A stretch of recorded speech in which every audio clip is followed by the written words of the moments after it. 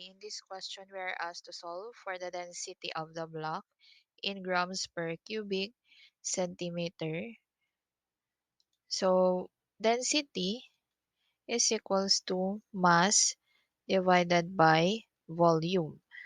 So, since we are asked to solve for the density in grams per cubic centimeter, we need to convert the mass and the volume to the given unit.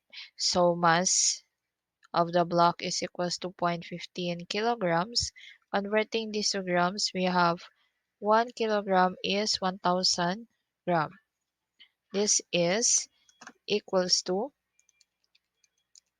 150 grams. Next, we have volume of the block is equals to, from the given dimension, we have 30 mm. We convert mm to centimeter.